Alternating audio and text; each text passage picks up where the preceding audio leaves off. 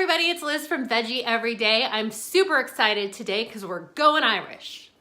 I'm actually a quarter Irish, and in 2015 I got to go to Ireland with one of my very best friends because she was stationed in Europe, and it was really cool and I had so much fun.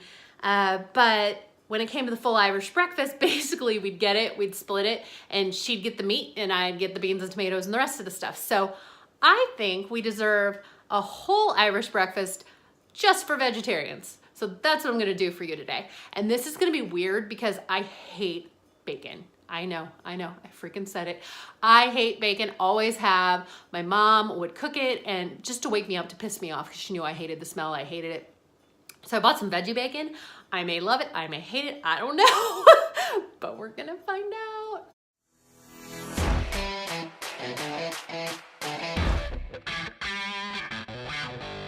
Okay, here's everything we're gonna need to make this full vegetarian Irish breakfast. And you'll notice that there's some fresh ingredients, there's some pre-made ingredients. What I kind of did is I wanted to make sure there was some real homemade Irish goodness in here, but I also didn't want to make it super, super difficult. So like, for example, I did shredded potatoes as part of the Boxty because I freaking hate grating potatoes.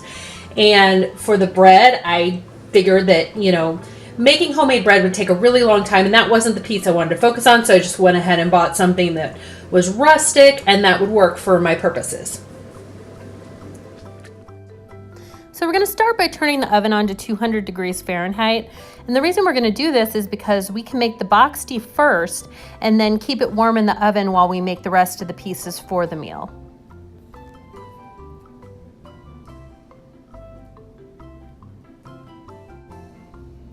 To start off the Boxty, we're going to take 2 medium to large size potatoes, go ahead and dice those, and we're going to put them in a pan.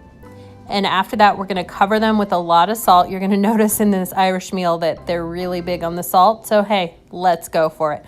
I'm a fan of the pink Himalayan salt. It just tastes better in my mind, and it takes less of it to go a long way. If you're interested in that salt shaker, I'll go ahead and put the link in the description. Anyway, we're going to cover these with water. And then what we're gonna do is we're gonna boil them for about 8 to 10 minutes, and that'll get them nice and soft. You wanna get them to the point where when you touch them with a fork, they kind of start to fall apart a little bit, but they're not completely mushy. And that's kind of what makes this Boxty so amazing, is the combination of the cooked and the raw potatoes. So let's go ahead and boil those potatoes. While you're getting those potatoes up to a boil, go ahead and measure out 1 cup of your frozen hash browns and generously salt them. So at this point, you've got your potatoes cooked through and drained, and you're gonna mash them up to a medium consistency, not quite as thin as mashed potatoes. Go ahead and start adding your ingredients with the frozen hash browns. You're gonna do about 3/4 of a cup of half and half. And then you're also going to add 1 egg. And of course, if you're vegan, you can do flax and water, or you can do a vegan egg. You can do coconut milk in place of the half and half. This is real easy to make vegan, actually. You're also going to go ahead and salt and pepper this as much as or as little as you want. That's totally your call. The last thing we're going to add in that's going to bind this all together is going to be 1/3 cup of regular old flour, and go ahead and stir that in real good, and you'll get a batter type consistency going at this point.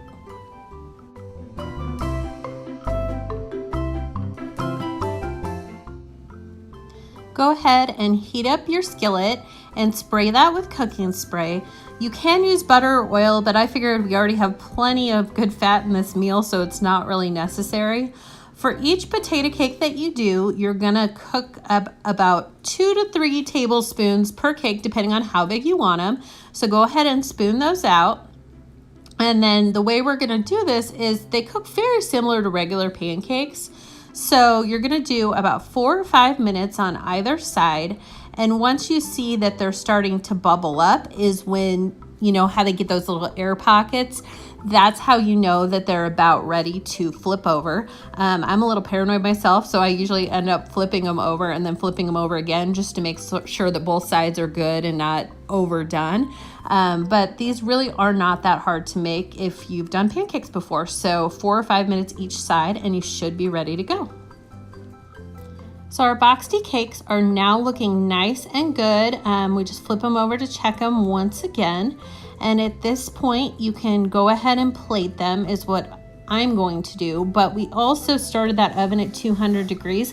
So if you want to keep them in there and keep them warm while you cook up the rest of the Boxty and while you cook up the rest of the meal, that's totally cool. They will remain just as tasty at 200 in the oven for you.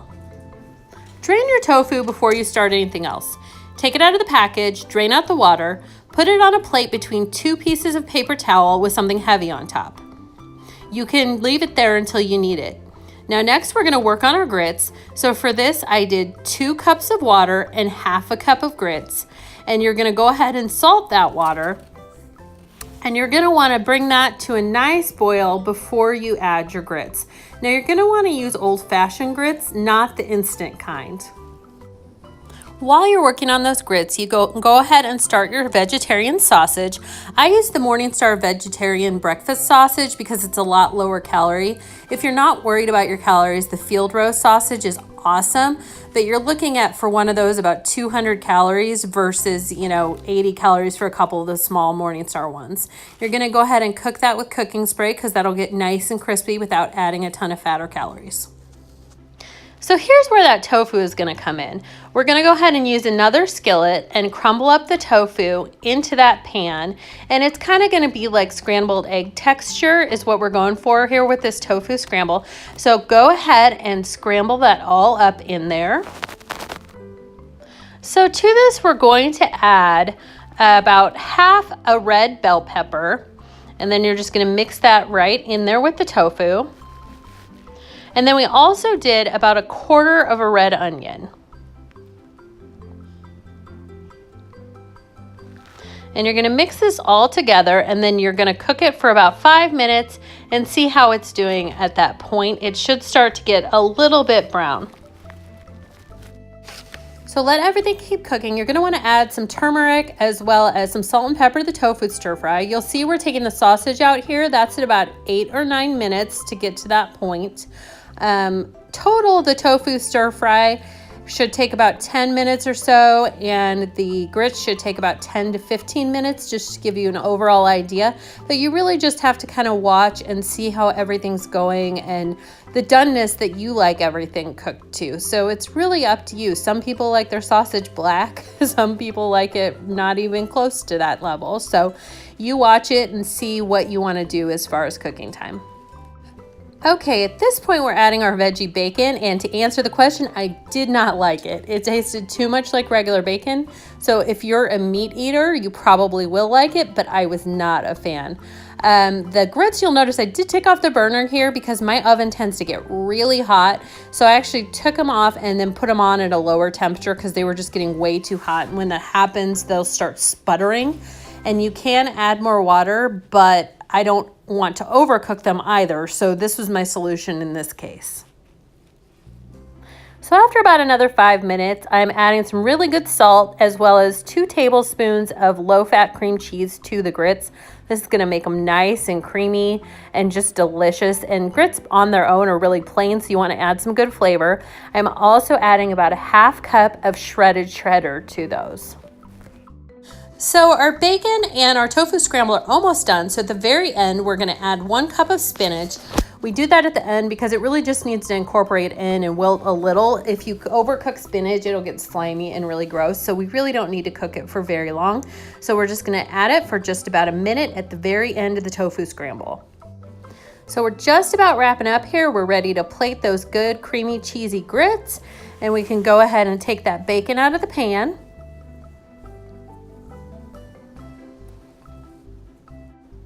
And in that same pan, you can go ahead and toast your bread. That's up to you whether or not you like your bread toasted. I definitely do.